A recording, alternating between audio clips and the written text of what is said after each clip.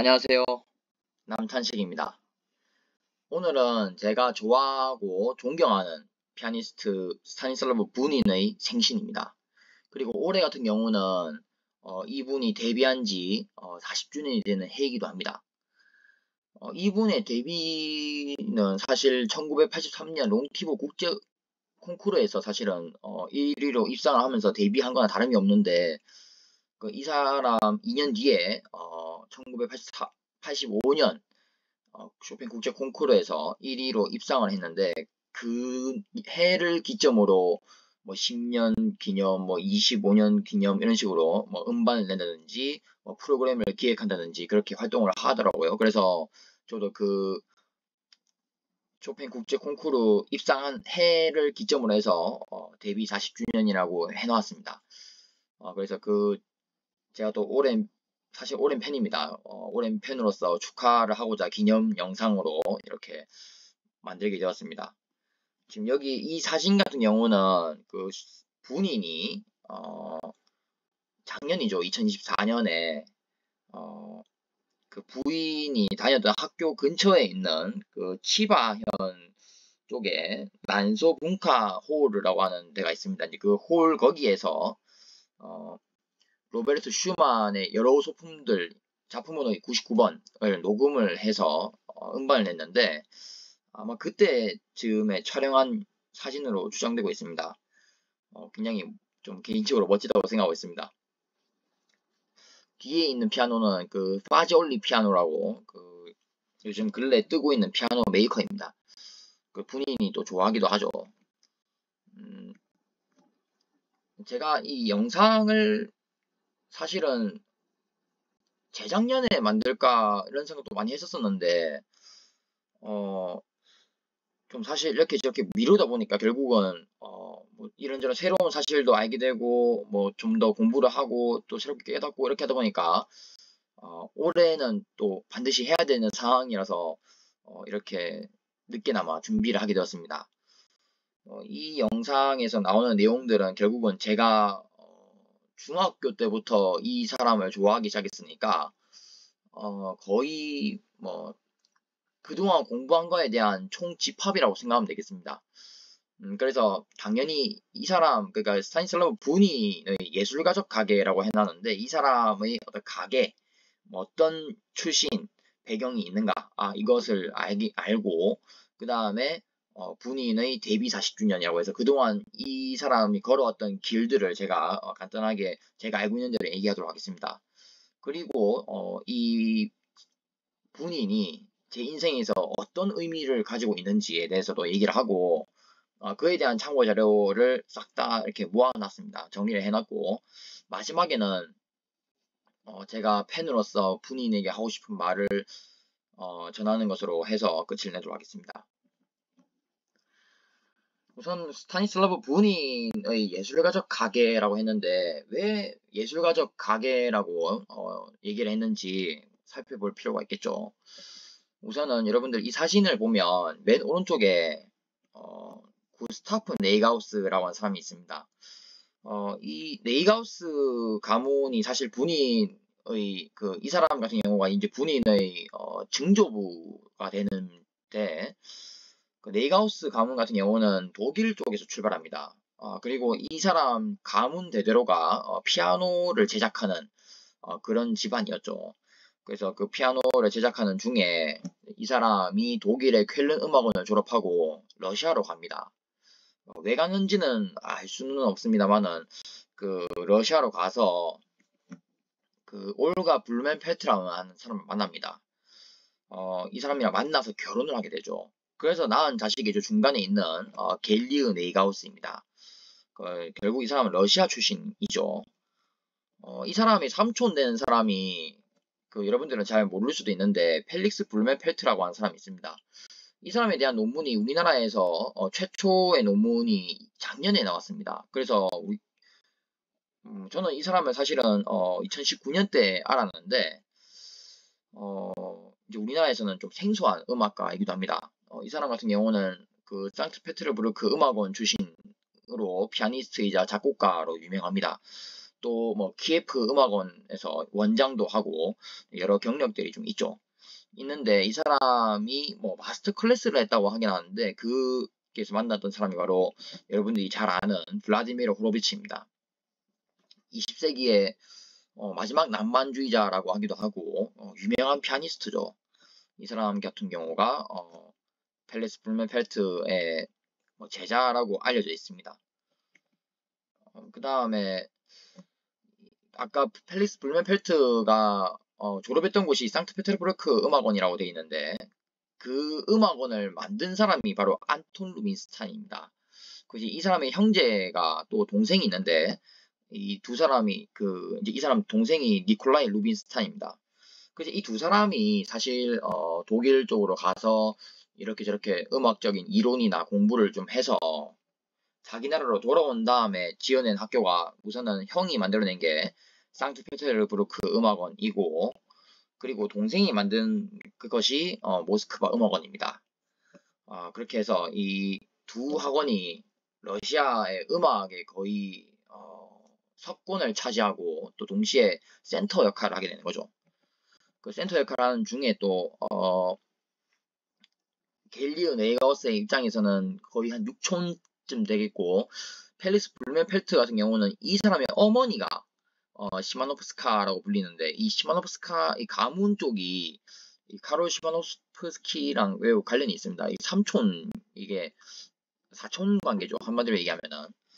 그래서 카롤 시마노프스키 같은 경우는 우리가 뭐 폴란드 우크라이나생이라고 우리가 흔히 알려져 있는데 우크라이나 쪽이라고 좀 더 알려져 있긴 합니다. 이 사람은 또 바르샤바 음악원에서 공부를 한 사람이기도 하고 또 뭐 마주르카라든지 뭐 여러 그런 폴란드 민속 음악 그런 관련해서 작곡을 한 사람은 유명하기도 합니다. 그래서 뭐 결론적으로 보면 이런 음악가들이 있는 그런 출신이 이런 배경이 사실 찾아보기가 좀 어렵죠. 분이 왜 예술가적 가게라고 하는지를 또 알 수 있는 맥락이긴 한데 이거는 사실 뭐 시작에 불과합니다. 일본 신문에 나온 분인 가계도를 잘 보면 우선 제일 위에 바로 이제 아까 앞에서 얘기했던 갤리오 네가우스이죠. 이 사람 같은 경우는 아까 앞에서 얘기했다시피 모스크바 음악원 교수이기도 합니다. 이 사람 같은 경우 피아노에 대해서 철학이 굉장히 있고 해서 이 사람의 제자가 바로 여러분들이 잘 알고 있는 에밀 길레스라든지 이 사람 같은 경우는 이제 베토벤 음악이 굉장히 좀 유명하고 또 차이코프스키 국제 콩쿠르에서 심사위원도 하기도 했죠. 그 사람이랑 또 똑같은 사람이 바로 스비아토슬라브 리테러라고 하는 사람이 있습니다. 이 사람도 20세기에 또 유명한 피아니스트이기도 하죠. 그래서 이 두 사람에 대해서 재밌는 일화가 하나가 있는데 이 두 사람이 길을 가고 있다가 갑자기 어떤 엄마랑 아이를 본 겁니다. 그래서 그 아이가 유명한 피아니스트 이러면서 스비아토슬라브 리테르 이렇게 얘기한 겁니다. 그렇게 얘기했더니 에밀 길레스가 조금 약간 화가 나가지고 뭐 화가 났다 뭐 이런 뭐 문을 닫고 뭐 있었다 뭐 이런 식으로 약간 화가 났다는 식으로 얘기를 하던데 리우테르의 그, 자서전격 되는 책에서 얘기를 했습니다. 굉장히 좀 흥미로운 얘기인데 그래서 어쨌든 중요한 것은 갤리오 네거스 같은 경우는 모스크바 음악원에 있으면서 여러 제자들을 키워내는데 그 사람들이 전부 다 20세기 때 한 주름 잡았던 그런 피아니스트들이었다라고 생각하면 되겠습니다. 그리고 이 사람의 아내가 지나에다 니콜라이브나라고 해서 이 사람은 사실 뭐 이탈리아 쪽에 혈통이 시작됐다고 하면서 얘기를 하고 있는데 결혼을 했는데 이제 이 두 사람이 이혼을 합니다. 이혼을 하고 이 지나이다 니콜라이브나가 보리스 파스테르나크에게 재혼을 하게 됩니다. 조금 좀 이상한 느낌이 좀 있는데 보리스 파스테르나크 같은 경우는 여러분들이 좀 유명한 사람이기도 한데 사실 이 사람의 아버지가 레오니드 파스테르나크라고 해가지고 이게 사실 여기 러시아 사람들은 중간에 여기 보면은 영어 지금 읽어보면은 레오니드 오시포비치 파스르나크라고 해놨는데, 오시포비치가 아마 아버지가 이제 오시포 뭐인 것 같아요. 아마 이 비치가 이제 아들이다, 이런 뭐 아들이라는 뜻을 갖고 있습니다. 그래서 어, 제가 이거 구분하는 이유가 나중에 있는데, 뒤에 가서 얘기를 하도록 하겠습니다. 아버지 같은 경우는 그 미술 쪽의 그 교수였습니다. 그 다음에 그 어머니 쪽은 로잘리아 카우프만이라고 해가지고, 이 사람 아까 앞에서 얘기했던 그 안톤 루빈스타인의 제자이기도 합니다. 이 피아니스트이죠, 이 사람 같은 경우는. 그래서 뭐 미술하는 쪽과 뭐 피아노, 음악, 예술, 이 예술 쪽이죠. 아마 예술 쪽에 그 아들이 이제 보리스 파스테나크이라는 사람인데, 이 사람은 피아노도 일가견이 있는 사람이기도 한데, 사실 이 사람은 소설가로서 유명하기도, 시인이자 소설가이기도 합니다. 그래서 여러분들이 잘 알고 있는 닥터 지바고의 저자이기도 하죠. 이게 또 뭐 정치적인 이유로 그 이탈리아에서 출판을 해가지고 본국에서 출판을 못했고, 노벨 문학상을 주겠다고 했는데 이 보리스 파스테나크가 거절을 했다고 하죠. 그래서 굉장히 좀 이슈이기도 한데, 저도 이거 조금 읽다가 말았습니다. 언젠가 좀 읽고 싶은데 굉장히 조금, 저도 잠깐 읽었는데 머리가 좀 띵하더라고요. 이름도 많고, 그 특유의 어떤 문화를 이해를 해야 되는데, 그 문화를 좀 이렇게 아무리 공부를 했다고 해도 생소하다 보니까 조금 힘든 게 또 없지 않긴 합니다. 그래서 이 사람의 어떤 그 집이 박물관이 되어 있는데, 페르델키노라고 하는 데에서 있습니다. 언젠가 제가 죽기 전에 한번 가보고 싶은 곳이기도 한데, 여기 가면은 그 피아노도 있고, 약간 좀 그 예술가들이, 당시 그 러시아의 예술가 지식인들이 모여서 이렇게 뭐 살롱도 하고 했다고 하는데, 저 개인적으로 좀 궁금하기도 하고, 사실은 또 한국에서 그런 살롱 같은 걸 저도 만들고 싶었는데, 뭐 여건도 안 되는 데다가 뭐 그런 뭐 문화를 만들기가 조금은 좀 어려운 환경이라고 개인적으로 생각합니다. 제가 처한 환경이. 그렇고, 그래서 갤리우 네이가우스하고 지나이다 니콜라이브나 사이에서 태어난 아들이 바로 스타니슬라브 네이가우스입니다. 이제 이 사람은 바로 분인의 아버지 되는 사람입니다. 동시에 모스크바 음악원에서 교수하기도 했었죠. 아버지를 이어서. 그리고 그 지나이다 그 니콜라이브나하고 보리스 파스테르나크 사이에서 태어난 사람이 바로 레오니드 파스테르나크입니다. 그래서 제가 굳이 얘기한 게 여기 있죠. 레오니드를 이름으로 하고 보리소비치라고 해놨어요. 보리소비치. 그래서 그 보리스 파스텔나크의 아들이다라고 하는 그 증거이기도 하죠. 이 사람 같은 경우는 과학자 아니면 수학자이면 이렇게 활동해도 합니다. 그래서 이제 스타니슬라브 네이가우스 같은 경우는 갤리우 네이가우스의 제자이자 또 그 본인의, 그러니까 스타니슬라브 네이가우스의 조수 역할을 했었던 루드밀라 부니나라고 하는 사람이 있습니다. 그 다음에 레오니드 파스테르나크 같은 경우는 그 나탈리아라고 하는 여성이랑 결혼했다고 하는데, 약간 의문의 여성입니다. 뭐 정확하게 알 수는 없었습니다. 근데 여기서 조금 안 뗐다면, 사실 그 스타니슬라브 네이가우스하고 루드밀라 부니나 같은 경우는 뭐 공식적으로 결혼한 건 아니고, 이제 뭐 어떻게 하다 보니 이제 이 둘 사이에서 태어난 자식이 스타니슬라브 부닌입니다. 그렇게 해서 이런 예술가적인 가게에서 음, 사실 뭐 가게는 굉장히 비범하고 또 엄청나긴 한데, 태어난 그 그게 정식 결혼을 한 게 아니라고 하니까 조금 어떻게 보면 좀 약간 여기서 좀 불명예스럽다고 해도 과언이 아니라고 생각합니다, 개인적으로. 그래서 이제 아버지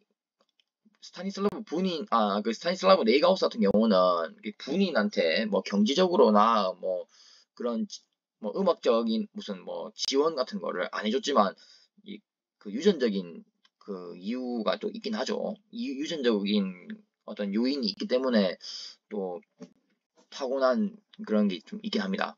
그래서 부인 같은 경우도 사실 뭐 자신의 어머니를 얘기를 많이 하지 아버지에 대해서는 본인이 뭐 약간 음악의 교육자다라고 하는 거 말고는 크게 뭔가 추억이라든지 아니면은 무슨 이야기라든지 그런 이야기는 거의 안 했습니다. 그래서 태어난 사람이 결국은 이제 스타니슬라브 분인입니다. 이 사람이 3살 때의 사진이라고 하네요. 저도 이런 사진 처음 봤습니다. 이게 자서전에서 이 사진이 있더라고요. 굉장히 저 꽃으로 이렇게 가리고 있는데 안 가리고 있는 모습도 한번 봐보고 싶다는 생각이 듭니다. 그래서 그 사실 그 루드밀라 분이나 같은 경우는 이제 혼자 아들을 키워낸 거죠. 결국은 그 아버지한테 혹은 남편한테 이렇게 손 벌리거나 아니면은 이렇게 요청을 안 했고 그 둘이서 이렇게 산 셈인 건데 사실 분이나 같은 경우는 또 음악하면서 굉장히 가난하고 힘들었기 때문에 아들에게 음악의 길을 안 가게 하려고 했었다고 합니다. 그런데 이제 집에 있던 뭐 그 가족들이 또 있는데 뭐 할머니 있다 하고 또 어떤 어머니가 또 있었다고 하는 작은 어머니가 있었다고 하던데 어, 뭐 피아노를 결국 치게 해가지고 결국은 분이나가 피아노를 이제 분인 아들에게 가르쳐 주게 되었다고 하는 거죠. 사실 이 분인이라는 이 이름도 어머니의 이름을 따온 겁니다. 굉장히 좀 뭐 흥미롭죠. 알고 보면은. 그래서 이 사람의 노력 끝에 그 본인이 7살 때 1973년대 모스크바 음악원 부속 중앙음악학교라고 하는데 입학을 하게 됩니다. 제가 이거 입학하는 과정을 그 자서전 통해서 보니까 뭐 시를 읽을 줄 알아야 되고 뭐 즉석으로 음악을 들으면 악보를 그릴 줄 알아야 되고 성악도 해야 되고 뭐 정말 조건이 정말 까다롭고 엄청나더라고요. 정말 별나다고 생각하는데 개인적으로 그런 엄격한 그 시험을 통과해가지고 만난 선생님이 엘레나 리우테르라고 하는 사람입니다. 이 사람도 그 갤리우 네이가우스의 제자입니다. 이렇게 둘이서 이제 지도를 하고 하다가 1983년대 엘레나 리우테르가 군인에게 롱티보 국제 콩쿠르에 나가지 않겠느냐라고 하는 권유를 하게 됩니다. 그래서 뭐 얼렁 약간 좀 어리숭하다가 이때 사실 1983년 같은 경우는 군인의 나이가 17살입니다. 우리나라로 치면 고등학교 1학년 정도 되는데 이런 큰 대회에 나간다니까 굉장히 좀 황당할 수도 있겠죠. 그리고 뭐 자서전에 보니까 이 롱티브 국제 콩쿠르에 나갔던 사람들 대부분 전부 다 뭐 모스크바 음악원에서 뭐 졸업반 학생이라든지 그런 사람들이 나가는 그런 거대한 콩쿠르였다고 하더라고요. 그래서 근데 가려고 하는데 문제는 이 롱티보 국제 콩쿠르가 이제 뭐냐라고 할 필요가 이제 알 필요가 있겠죠. 그 프랑스의 마그리트 롱이라고 하는 여성 피아니스트가 있습니다. 이제 이 사람이랑 그 자크 티보라고 하는 그 바이올리니스트가 있는데 이 두 사람을 기려서 그 1947년대 롱티브 국제 콩쿠르를 창설을 하게 되었습니다. 그렇게 해서 뭐 4년에 한 번씩 시작을 한다고 하더라고요. 그러면서 뭐 1983년대 참여를 했겠죠. 근데 이때 분인이 그러면은 이제 그 소련 쪽인데 이 당시에 그 소련이 굉장히 좀 폐쇄적인 곳이었다고 해요. 그래서 그곳에서 파리로 가려고 하면은 뭐 입국 심사를 해야 한다고 하는데 뭐 우리나라나 뭐 이 당시는 뭐 어쩔 수 없이 냉전의 분위기도 있고 뭐 아직 뭐 우리가 알고 있는 무슨 글로벌 세계 이런 게 아니기 때문에 서로 경계할 수밖에 없는 상황이기도 하죠. 그래서 뭐 파리에 뭐 프랑스에 핵미사일이 몇 개가 있느냐 이런 질문을 받으면서 입국 심사를 해서 뭐 운 좋게 어쨌든 뭐 심사에는 떨어졌는데 그 무사히 가게 됐다고 해요. 그렇게 해서 그 여러 이렇게 곡들을 해서 1위를 하게 되었죠. 자서전에. 그래서 이 1983년대에 분인이 여기 자서전 이 책인데 이 책에서는 이제 뭐 이 사람 같은 경우는 뭐 스비아트 슬라브 리테르를 만나자고 해요. 실제로 그 선생님 말고 엘레나 리테르 말고 그 아니 그러니까 엘레나 리테르 말고 스비아트 슬라브 리테르를 만났다고 해요.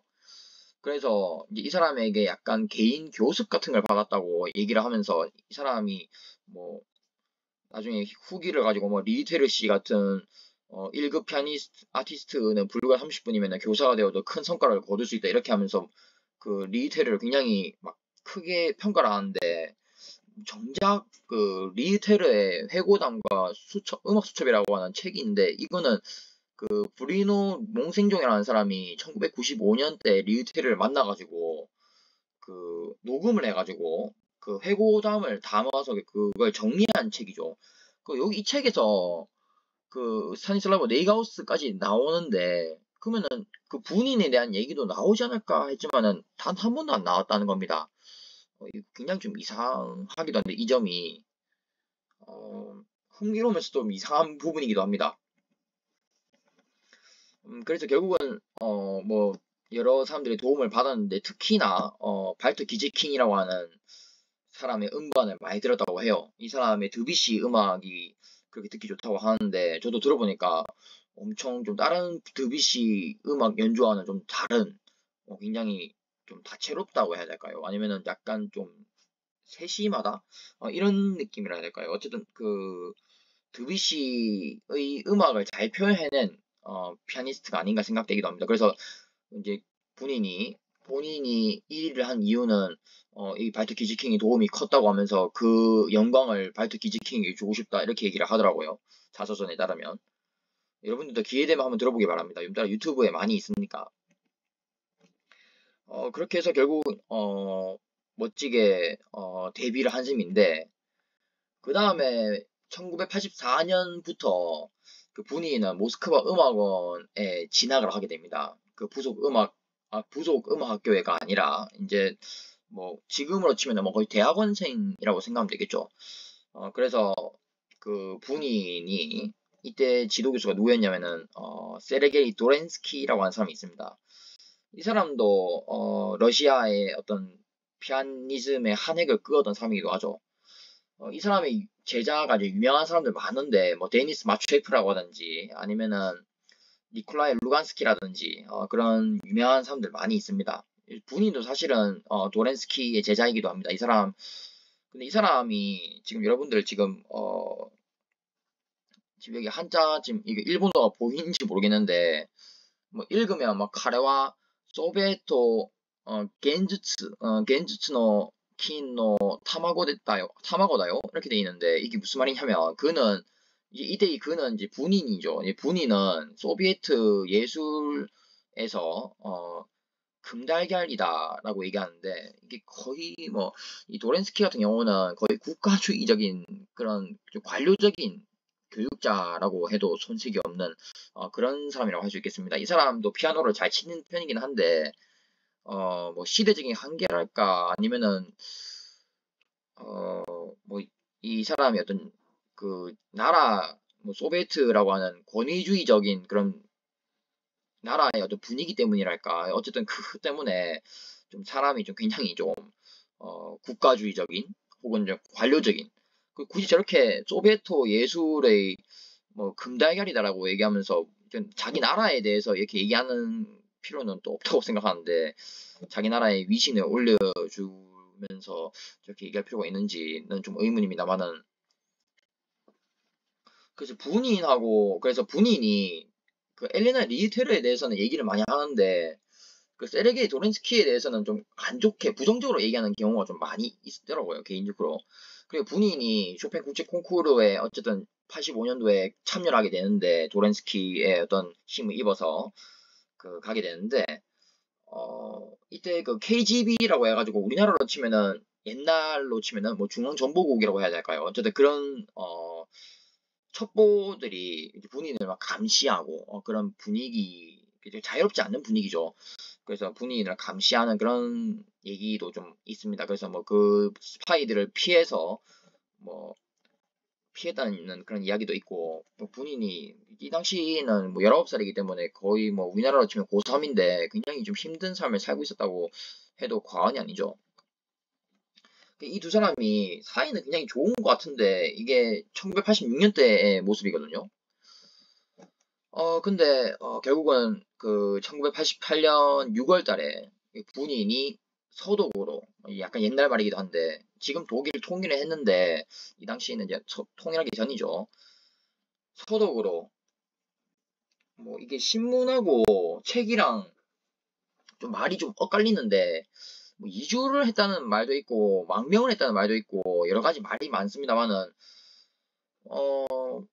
뭐 군인이 뭐 KGB 이야기를 한다든지 아니면 뭐 세르게이 도렌스키가 약간 뭔가 그 제자의 어떤 입상, 그 국제적인 명성을 통해서 자신의 어떤 그 위상을 올리려고 하는 그런 관료적인 모습을 보이는 그런 걸 고발하는 혹은 뭐 폭로하는 뭐 그런 걸 봤었을 때는 아무래도 정치적인 망명에 가깝지 않나 이런 생각이 개인적으로 듭니다.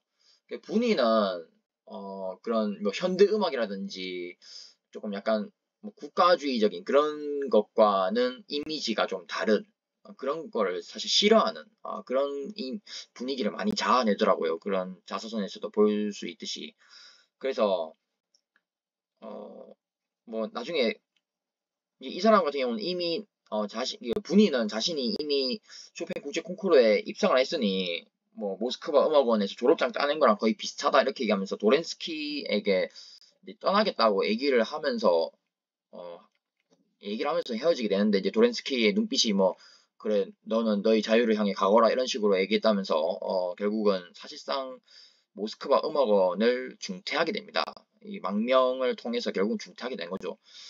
이 당시에 그 제가 보니까 NHK 방송에도 나왔었는데 그 NHK 방송에 보니까 그 소련에서 이런 그런 권위주의적인 분위기에서 벗어나고자 하는 예술가들이 전부 다 뭐 서독으로 많이 갔다고 하더라고요. 뭐 그 이유는 또 그 모스크바 음악원에서 제2 외국어로 독일어를 가르쳤다고 합니다. 왜냐면 동독이 있었기 때문이겠죠. 아무래도 제 생각에는. 그래서 결국은 이렇게 서독에서 살게 되었고 이제 이 사람이 피아노랑 정말 엮이는 그런 그 여러 가지 역사가 좀 많던데 자서전에 이제 이 사람이 3살 때 낡은 백스타인이 있었다고 해요. 그 낡은 백스타인 같은 경우는 그 칼 백스타인이라고 하는 독일 사람이 만든 그 피아노 공장입니다. 1853년대에 만들어졌는데 뭐 프란츠 리스트가 백스타인 그 피아노를 많이 연주를 했다고 합니다. 그래서 굉장히 좀 유명한 피아노이기도 하죠. 저도 이 피아노를 언제 갑자기 얘기하려니까 좀 기억이 잘 안 나는데 제가 고등학생 때인가 그 서울 쪽에 잠깐 볼 일이 있어서 이렇게 저렇게 가면서 코스모스 악기점에서 한번 연주는 해본 적은 있습니다. 이 피아노 그러니까 백스타인 피아노 메이커를 한번 만져본 적은 있긴 합니다. 그때 연주한 곡이 그 쇼팽의 녹턴 20번이었죠. 그 다음에 또 다른 피아노가 블루투너라고 하는 피아노가 있다고 해요. 이 블루투너 같은 경우는 그 1853년대에 율리우스 블루투너라고 하는 사람이 만들었습니다. 그래서 이 피아노에 대해서 얘기를 할 게 굉장히 좀 많은데 할 말이 많은데 뭐 이 피아노를 가지고 녹음을 한 CD도 있습니다. 제가 그걸 10만 원 주고 샀었긴 했었는데 지금은 좀 뭐 가격이 뭐 지금 그 분이 다시 재활하기 시작하면서 어 그냥 원가에 팔리고 있긴 합니다만은 그 CD 속지에 보면은 뭐 1908년에 만들었다라고 하기도 하고 언론에서는 1909년에 만들었다고 하는데 뭐 언제 만들어진지는 아마 어째 중요한 거는 100년은 넘지 않았을까 그런 생각을 하는데 지금은 뭐 세타가야 이제 도쿄의 세타가야 쪽에 마스모토 기념 음악 영민관이라는 데가 있습니다. 거기에 안치되었다고 하네요. 이 피아노는 사실 뭐 얘기를 우선은 그 일본 언론에 보면은 그 빌렐름 2세가 자신의 사촌인 그 사촌 그 동생이 있는데 여자 쪽인데 이 여자 이름이 이제 알렉산드라입니다. 이 알렉산드라는 러시아의 니콜라이 2세의 부인이기도 합니다. 그래서 뭐 빌렐름 2세가 자신의 사촌 동생인 알렉산드라에게 피아노를 선물을 했다고 해요. 그래서 그 피아노를 선물을 했는데 1917년에 그 여러분들이 잘 아는 볼시빅 혁명이 일어났죠. 그래서 그것 때문에 뭐 자본주의의 것들은 다 부숴된다면서 니콜라이 그 제정은 무너졌고, 그래서 이 피아노는 뭐 그 당시에 그 황후를 모시었던 그 여자가 있었는데, 그 여자가 이렇게 뭐 비밀스럽게 갖고 있다가 갑자기 그 볼쇼이 극장에서 이렇게 갑자기 나온 겁니다. 뭐 저도 이건 정말 이해할 수가 없는데, 이게 이제 그 볼쇼이 극장에서 이렇게 뭐 내놓았다고 해요. 뭐 경매인지 뭔지 모르겠는데, 이때 이제 군인이 1981년대에 가가지고 이 피아노를 만져보니까 뭐 자기는 뭐 좋다고 하면서, 그래서 당시에 루드밀라 분이나의 힘으로는 살 수가 없었기 때문에 나탈리아 파스르나크, 아까 앞에서 얘기했던 그 레오니드 파스르나크의 부인 되는 사람에게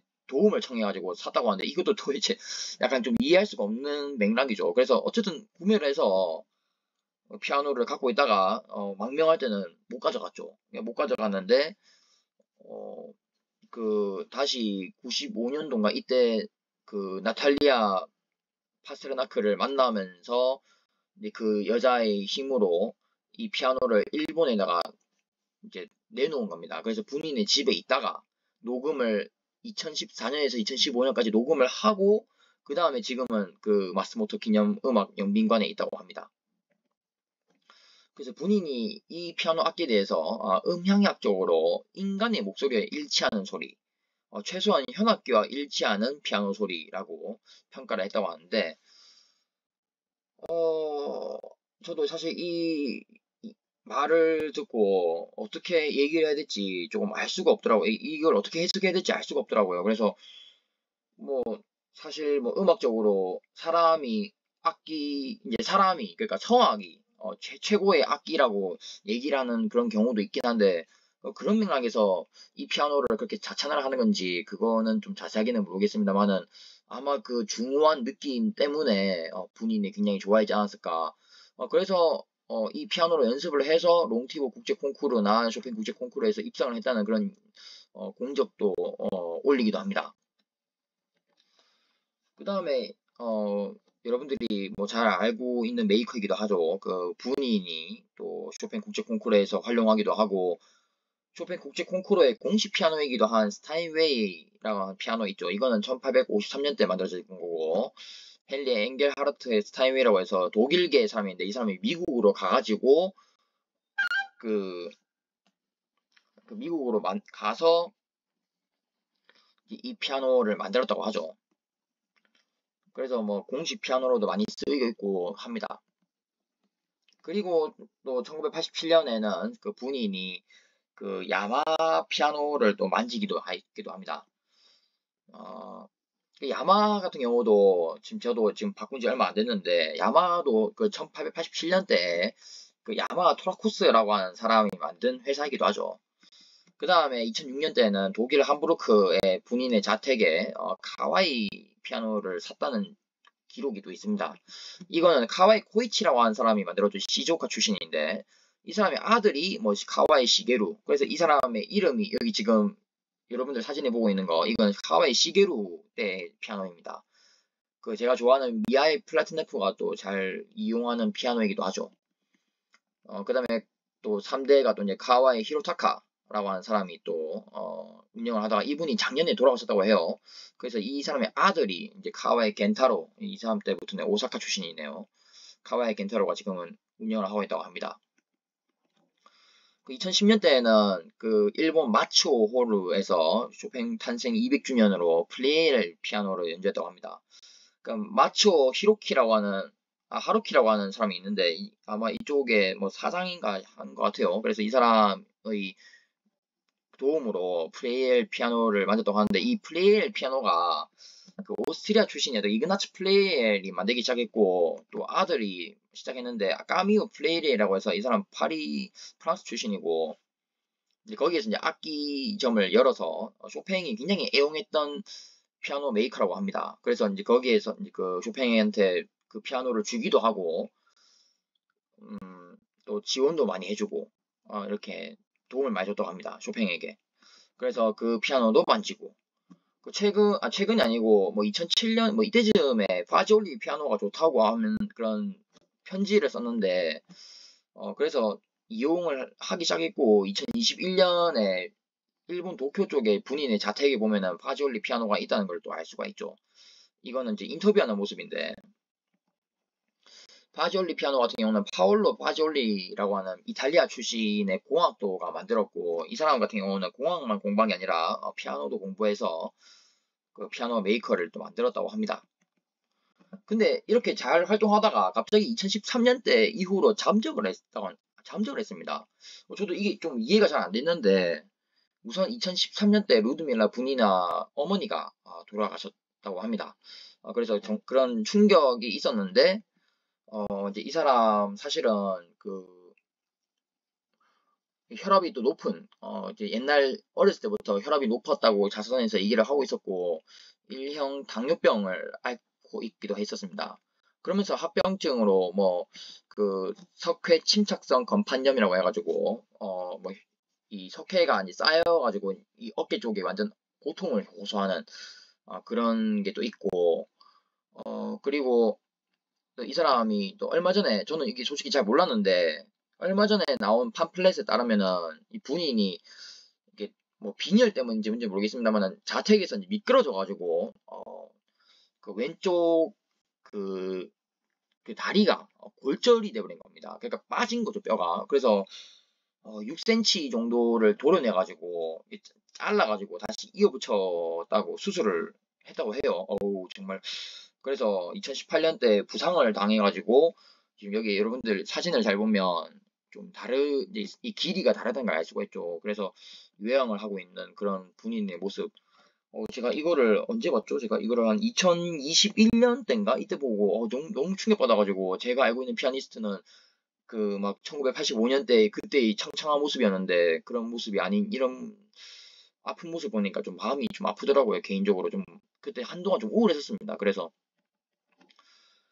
그러다가 제가 처음으로 이 사람 덕분에 이제 온가쿠노 토모라고 하는 일본의 음악 전문 잡지가 있는데 그거를 샀습니다. 2022년 7월호를 샀는데 분인이 이렇게 인터뷰를 하는 모습이 있는 겁니다. 거기에 따르면은 이런 얘기가 있습니다. 그래서 이제 일본어로 읽으면은 온가쿠 해노 아이쇼와 존사이 시 조케로 고토 해노 겐도력구 데스라고 하는, 이게 무슨 말이냐면은 음악에 대한 애정은 계속 존재하는 것에 대한 원동력입니다라고 하는, 이 말이 정말 저희 그 심장을 좀 이렇게 강타한 그런 어, 대목이었습니다. 저도 음악을 들으면서 논문도 쓰고 공부도 하고 힘도 얻고 하다 보니까 이 대목이 굉장히 좀 마음에 좀 와닿았는데, 그래서 이 잡지에 따르면은 뭐 더 이상 이제 음악 활동을 안 할 거다, 뭐 본인의 활동은 다 했다, 약간 좀 이렇게 의미심장하게 할 건지 안 할 건지에 대한 그런 애매한 태도를 취하다가 끝내는 그 쇼와 여자대학 히토미 메모리 홀이라고 하는 데서 참 이제 이 사람이 다시 돌아오게 되었죠. 이거 말고도 앞에 또 야치카 타케 음악당에서 이미 연주를 한 바가 또 6월달에 연주한 바가 있는데, 공식적으로는 또 이때 다시 그 재활을 하게 된 거죠. 거의 뭐 한 9년 만에 돌아왔다고 보면 되겠습니다. 그래서 이때 연주했던 곡이 로베르트 슈만의 여러 소품들에 의해서 작품번호 99번을 연주를 전곡을 다 했습니다. 총 14곡을 연주를 했죠. 이때도 지금 여러분들 왼쪽 다리를 보면은 그 길이가 구두의 굽이 좀 다른 걸 다르다는 걸 알 수가 있습니다.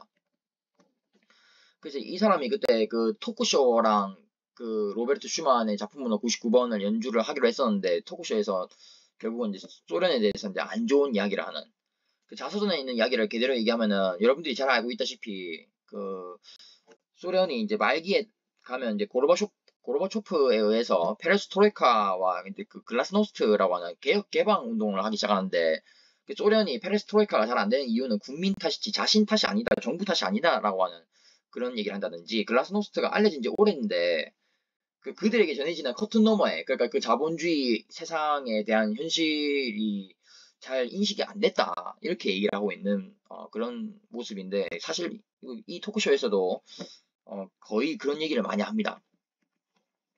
그래서 다시 돌아왔는데 뭐 거의 뭐 2023년 때는 거의 전국 투어를 하기 시작합니다. 뭐 나가노, 니가타, 사이타마, 도쿄, 야마구치 이렇게 활동했고 또 작년에는 오사카, 구마모토, 시즈오카, 나가노, 기후, 도쿄, 삿포로, 후쿠오카 이렇게 활동하고 올해 같은 경우는 다카사키, 모리오카, 구마모토, 사이타마, 나가노, 아이치, 오사카, 도쿄 이렇게 지금 활동을 하고 있습니다.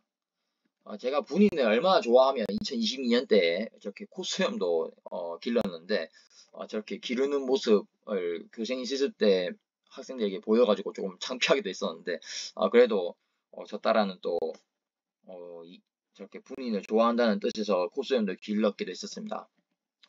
그리고 제가 2016년 때 부터 CD를 좀 사 모으기 시작했는데 사다 보니까 저렇게 많이 모았더라고요. 그 다 아직 다 구한 건 아닌데 제가 구할 수 있는 선까지는 거의 다 구했긴 했습니다. 그 작년에 그래서 제가 앞에서 얘기했다시피 그 로베르트 슈만의 분트블레타라고 이제 독일어로는 그렇게 얘기하는데 여러 소품들이라고 해서 작품번호 99번 이거를 그 이제 음반을 냈는데 제가 이거 사지를 못 않았습니다. 이 우리나라 돈으로 하면 지금 96,000원인가 그렇게 하는데 아니 좀 이해가 안 되는 게 이 CD만 팔면 제가 100%살 텐데 그 이 CD 말고 두 장이 있는데 그 두 장은 저한테 있는 겁니다. 그래서 이거 게다가 유튜브에도 또 공개가 돼서 이걸 뭐 사야 되나 말아야 되나 이러다가 나중에 돈이 여건이 되면 사고 아니면 안 사고 이런 식인데 제가 공부할 때 매일 이제 이 음반을 틉니다. 유튜브를 통해서. 그 다음에 그렇게 전국 투어를 하면서 또 그 다테야마 음악 감상협회라는 데가 있는 것 같은데 거기에서 공연의 수익 중에 이제 100만 엔을 또 본인이 그 기부를 또 한 겁니다. 이 사람이 사실 기부를 한 게 엄청 많은데 뭐 93년도에 홋카이도에 지진이 나가지고 오쿠시리 섬에 방문을 해서 그 피아노를 연주하고 그 피아노는 그 미야즈 초등학교에 기증을 해가지고 보관하고 있고 또 고베 대지진이 나가지고 또 연주도 하면서 기부하고 또 도쿄 오타고성 그러니까 오타구에 성 프란치스코 요양시설 콘서트도 하고 동일본 대지진 관토 대지진 났을 때도 또 콘서트 하고 그 센다이 산호고등학교 동일본 대지진 1주년 기념으로도 추모 콘서트도 하고 또 요코하마 북조선 또 북조선에 납치했던 그런 사건이 있었죠. 이때도 그 가족을 위해서 자선 공연도 하고 여러 좋은 일들 많이 했어요. 일본에서 한정돼서 좀 아쉽긴 한데 굉장히 좀 좋은 활동을 많이 했더라고요. 그래서 제가 이 분위기는 또 안 좋아할 수가 없었죠. 또 제가 또 보니까 분인의 또 프로그램 왼쪽은 2023년, 2024년이고 2023년 이 정도고 오른쪽은 2024년인데 그 프로그램을 따라서 또 제가 또 2025년에 의미 라이브를 할 때도 이 프로그램을 참고해가지고 연주하려고 노력 많이 했었죠. 그래서 얘기를 거의 다 얘기했는데 여러분들은 뭐 아이돌 이런 데만 관심 가지지 말고 또 이렇게 지금 올해 지금 예선은 이미 다 끝났고 쇼팽 국제 콩쿠르가 이제 본선을 앞두고 있거든요. 10월 2일부터 23일까지 하고 있는데 머지 않았습니다. 여러분들도 이런 걸 또 한 번씩 보면서 이런 문화도 있구나. 이런 뭐 새로운 것도 있구나 한번 알아줬으면 좋겠습니다. 지금 최근에 또 보니까 또 그 온가쿠노 토모 그 무크라고 하는 데가 또 있더라고요. 또 보니까 거기서 이제 그 쇼팽 국제 콩쿠르가 이제 100주년을 기념한다고 하면서 뭐 특집호를 내놨는데 거기에 본인의 인터뷰가 있고 또 여러 가지 관심 있는 내용들이 많은데 9월 18일인가 그게 나왔다고 하더라고요. 그게 나왔는데 제가 그거를 좀 입수를 못해가지고 좀 아쉽습니다. 그럼 분이나 저하고 무슨 관계가 있느냐, 이제 무슨 의미가 있느냐, 이제 이런 얘기를 할 필요가 있는데, 제가 아마 2009년, 2010년, 제가 중1, 중2 이 정도 됐을 때인데, 이때 즈음에 분이인의 그 쇼팽, 그, 마조르카 작품번호 63번에 3번을 처음 들었습니다. 이 음악을 듣고 굉장히 감동받았는데, 알고 보니까 1987년 12월 때, 도이치 그라모폰에서 녹음했던 그 음반의 수록곡이더라고요. 그래서 굉장히 흥미로웠는데 이때부터 분인의 이름을 알기 시작했고 본격적으로 파기 시작한 거는 2013년 때부터입니다. 그러니까 이제 고등학교 뭐 1, 2학년 한 2학년 이때쯤 때 본격적으로 쇼팽 국제 콩쿠르 실황 영상이 이렇게 유튜브에 나오기 시작하면서 제가 그 영상을 맨날 보고 맨날 듣고 이렇게 살았습니다. 그러면서 뭐 거의 뭐 대학원 가서도 듣고 정말 열심히 듣고 보고 가면서 막 감동하고 파고들고 이렇게 하다 보니 지금까지 오게 되었는데, 그래서 2016년 아까 앞에서 얘기했다시피 2016년 때부터 분인을 본격적으로 공부를 하기 시작하면서 그 CD에 속지가 있습니다. 그 속지를 일일이 일본어로 다 되어 있는데 그걸 다 해독을 하고 저 따라 막 열심히 공부하면서 하다 보니까 지금에까지 오게 되지 않나 생각하고 있습니다. 이거는 또 분인의 자서전을 제가 최초로 외국어 그 책을 읽은 겁니다. 거의 한 권을 다 읽었는데 이거를 1년 만에 다 읽었습니다. 정말 힘들게 읽었는데 역독 어렵게 번역하면서 읽었다 라는 것이고, 그리고 아빠래 아까 앞에서 얘기했다시피 생애 처음으로 일본어 음악 잡지였던 그 온갖 코너 토모, 이것도 구매해서 읽었고, 코수염도 기르고 그리고 2022년 때부터 시작해서 뭐 2024년 이때 NHK에서 이게 일본어로 보면은 지금 그 소레데모 와타시와 피아노 히쿠 텐사이 피아니스토 분인 해서 90년 코하쿠 넘어갔다. 이게 무슨 얘기냐면은 이게 일본어 갑자기 잘 못하는데 또 그래도 나는 피아노를 친다. 천재 피아니스트 분인 90년의 공백을 넘어서라고 하는 그 다큐멘터리가 한 2번 정도 상영됐었는데 제가 그거를 또 어렵게 시청을 또 하게 됐었습니다. 그래서 이게 참고 자료는 다음과 같습니다. 이렇게 얘기를 하다 보니까 뭐 많이 얘기했는데 여러분들 매사에 참고 자료는 정말 기본적으로 밝혀줘야겠죠. 이거는 제 머릿속에서 내피셜에서 얘기한 것도 있긴 하겠습니다만 대부분 전부 다 그 자료를 참고해서 얘기를 했다고 여러분들께 알리는 바입니다. 자, 그래서 본인에게 하고 싶은 말이 있는데 제가 제일 좋아하는 장면은 사실 이 장면입니다. 사실 뭐 작년에 그 분인이 그 2001년에 도쿄 오타구에 있는 성 프란치스코 요양시설에서 콘서트를 한 그게 있는데 처음으로 업라이트 피아노에서 연주하는 모습 처음 봤습니다. 근데 이제 이 사람이 그때 아이들 앞에서 이렇게 연주를 했는데 그때 얘기한 게 이렇게 얘기합니다. 아이들은 음악을 이해할 수 없습니다. 음악이 무엇을 말하고 있는지 모릅니다. 하지만 난 마음으로는 느낄 수 있습니다. 아이들은 음악을 듣는 것으로 미지의 감정을 발견하고 한 음악 안에서 무엇이 이야기되고 있는지를 알려고 합니다. 그리고 뭔가 중요한 일이 일어나고 있다는 것을 깨닫는 것이지요. 런던이나 파리, 뉴욕의 큰 무대는 필요 없습니다. 작은 교회의 무대에서도 인간의 영혼을 흔드는 것을 전할 수 있는 겁니다. 그 순간이 예술의 기적입니다. 저는 이제 이게 사실 본인의 성격이 잘 드러나는 또 대목이기도 한데, 저도 사실 이런 삶을 살고 싶어요, 진짜. 진짜 제가 뭐 돈을 많이 벌고, 제 개인적인 권력의 어떤 영달을 누리기 위해서 뭐 이런 것보다는 그냥 아이들이랑 같이 뭐 농담하면서 또 제 개인적인 능력이 있다면, 제가 무슨 능력이 있다면 그 능력이 그 학생들, 그 사람에게 조금의 도움이 된다면 저는 거기에 의미를 둘 뿐이지 크게 다른 의미는 없습니다. 그래서 제가 제일 좋아하는 장면이고 저도 저렇게 살고 싶은데 왜 저는 저렇게 안 살아질까요? 그래서 제가 본인이 하고 싶은 얘기는 음악 문외한으로서 음악과 피아니즘에 대한 진지한 고민과 탐구할 기회를 주고 가짜 대학원생으로서 저 스스로 이렇게 좀 내려놓는 거죠. 제 스스로를 한국 사회의 음지에 절망할 때 힘을 준 스타니슬라브 분인, 당신은 내가 찾던 진정한 휴머니스트이자 트랜스내셔널 아티스트입니다. 이렇게 얘기하는 거죠. 이 트랜스내셔널이라는 것은 그 트랜스라고 하는 접두어 자체가 뭐 through, beyond, across라고 하는 그런 여러 가지 이 의미를 갖고 있는데 결국은 national이라는 거니까 국가적인 국민의 민족의 이런 것인데 그런 관념을 뛰어넘는 그런 아티스트라고 생각이 됩니다. 개인적으로. 사실 그렇죠. 그 소련이라고 하는 자기 자국을 떠나가지고 소독에 있다가 일본인 사실 이 일본인 이분이 이제 그 나카지마 분인 에이코 이분이 그 뭐 저널리스트라고 해요. 그 음악 쪽으로 활동했던 저널리스트라고 하는데 그래서 이쪽 이게 만나다 보니까 만나가지고 이게 결혼을 하게 된 거죠. 아마 90년 이쯤에 결혼했을 거고 아들이 92년생이라 하더라고요. 그래서 거의 뭐 사실 트랜스내셔널 하다는 말이 뭐 정말 뭐 과하지 않을 정도로 정말 뭐 사실이죠. 뭐 그야말로 제가 개인적으로 그렇게 생각합니다.